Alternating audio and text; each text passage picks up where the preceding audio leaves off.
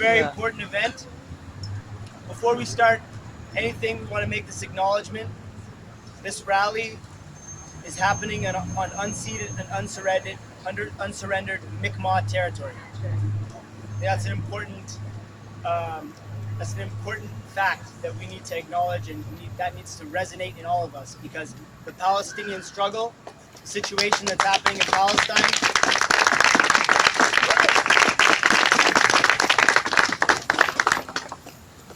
the struggle for Palestinian self-determination is inherently and intrinsically linked to the solidarity and the work for self-determination for Mi'kmaq peoples and other indigenous peoples here on Turtle Island. That's right.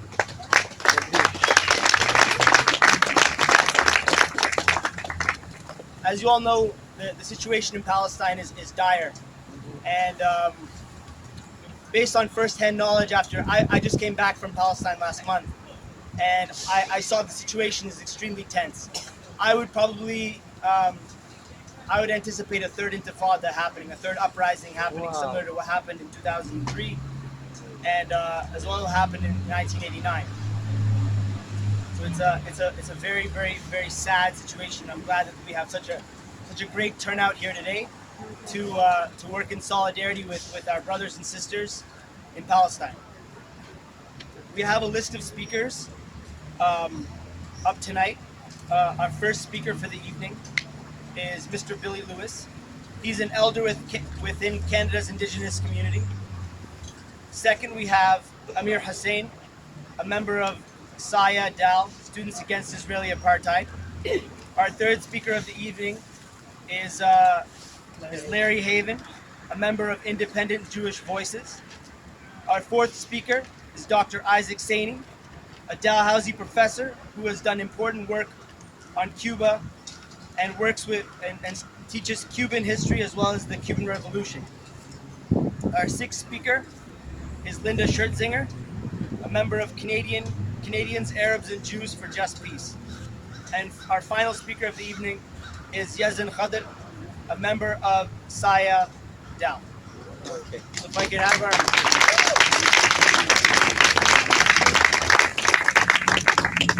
have our first speaker of the evening, Mr. Billy Lewis, come up.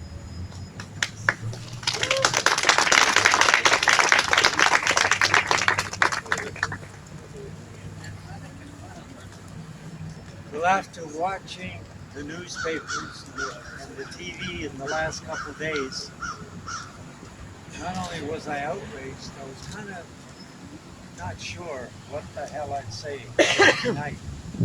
But I thought of doing, what I could try to do. We had a rally here. Where did I get rid of that sprout? And the refugee thing, and I made a comparison to say, okay, just think for a moment.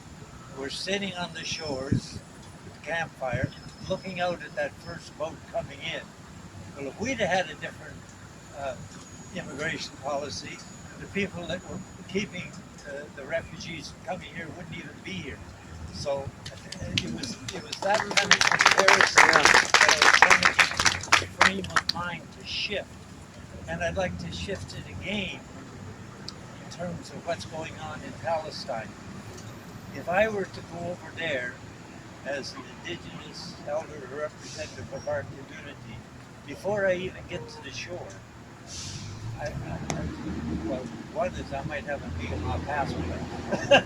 And the second would be, when I got there, I would make every effort, not to connect up with the Israeli government, who might not even let me in, but with the elders and the leaders in that community, and we'd sit down in council, or whatever it's called in Arabic, and we would sit down together and decide how to support each other.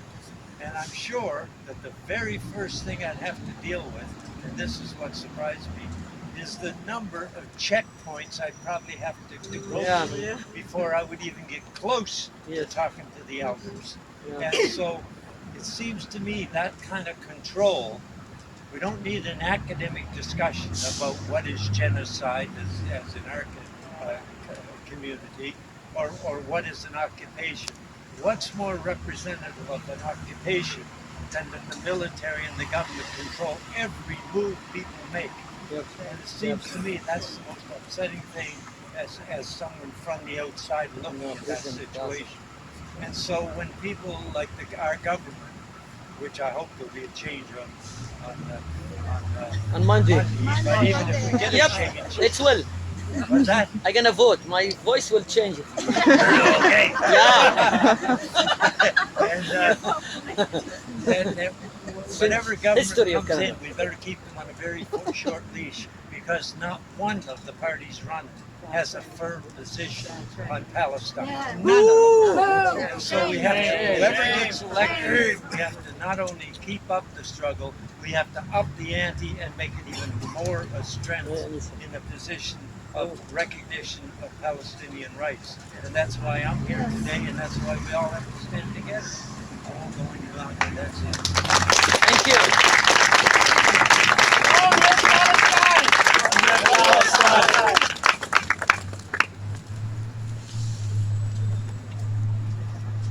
We're gonna bump one of the speakers. We're gonna have Larry Haven, a member of Independent Jewish Voices, up next to speak. Give a round of applause. I have to apologize for bumping, but I have to run off to something. And also, I apologize, that's my speaker system, which decided not to work.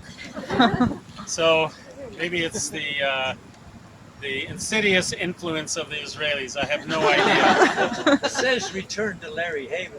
Yeah. Many happy returns. So I don't know if you noticed, but somehow violence broke out. It just broke out. If you listen to the news, you'll find that it just broke out. No reason that the Palestinians are fighting back. There's just no context at all given in the media. Yeah. And I was thinking of how to illustrate this well, and I thought there's nothing better than a column written less than a week ago by the very brave Israeli journalist Gideon Levy, who writes for Haaretz. So I'm just going to read his column, which says it all. And it's called "Even Gandhi Would Understand the Palestinian Violence." There are no justified arguments left in Israel's arsenal, the kind of a decent person would accept. Even Mahatma Gandhi would understand the reasons for this outburst of Palestinian violence. Even those who recoil from violence, who see it as immoral and useless, can't help but understand how it breaks out periodically. The question is why it doesn't break out more often. From the question of who started it to the question of who's to blame, the finger is rightfully pointed at Israel alone. As long as Israel doesn't shake this blame, it has no basis of making even a scrap of a demand from the Palestinians. Everything else is false propaganda. As veteran Palestinian activist Hanan Ashrawi wrote recently, the Palestinians are the only people on earth required to guarantee the security of the occupier, while Israel is the only country that demands protection from its victims. And how can we respond? As Palestinian President Mahmoud Abbas asked in a Haaretz interview, how do you expect the Palestinian street to react after the burning of the teenager Mohammed Abu Qadir, the torching of the Dawabshe home, the settlers' aggression, and the damage to property under the eyes of the soldiers? And what are we to answer? To the 100 years of dispossession and 50 years of oppression, we can add the past few years, marked by intolerable Israeli arrogance that's exploding once again in our faces. These were the years Israel thought it could do anything and pay no price. It thought the defense minister could boast he knew the identity of the Dawabshe murderers and not arrest them, and the Palestinians would restrain themselves. It thought that nearly every week a boy or teenager could be killed by soldiers, and the Palestinians would stay quiet. It thought military and political leaders could back the crimes and no one would be prosecuted. It thought houses could be demolished and shepherds expelled, and the Palestinians would accept it all humbly.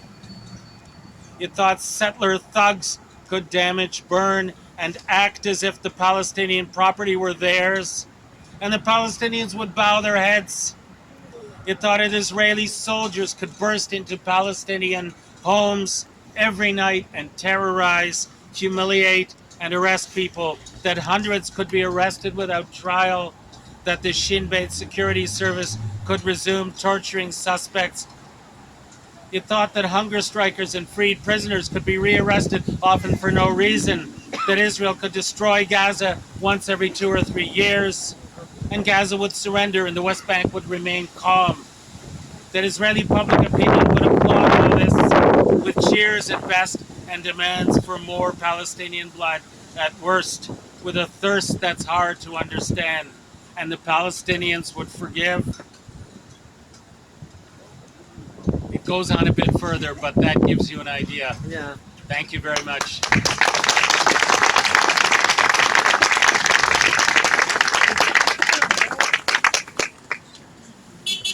Free Palestine! Free Palestine! Free Palestine! Free Palestine! Thank you very much, Dr. Haven, for that important speech. Next up, we'll have Dr. Isaac Saini, Dalhousie professor.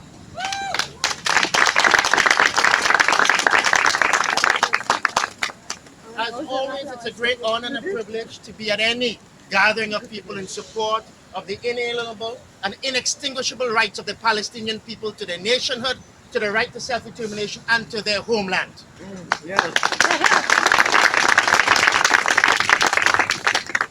The Palestinians have a right not only to their homeland, not only to self-determination, but to resistance against the colonial occupier. Yep. That can never be denied. That can never be condemned. And I think what we're witnessing again is the Palestinians have said they will never surrender. There may be times of quiescence, but the Palestinians always rise again. And it may be a difficult struggle, a struggle strewn with suffering, with losses, with heart-wrenching and heartbreaking stories. But they will regain their homeland. They will regain their rights. And as we see here, with this gathering in Halifax, across the world, the Palestinians have the support of the world's people. No cause is more just, no cause is more overwhelming in its righteousness, no cause is more at the crux of the struggle for a just and better world. Long live Palestine! Long live Palestine! Free Palestine! Free Palestine! Free Palestine! Free Palestine!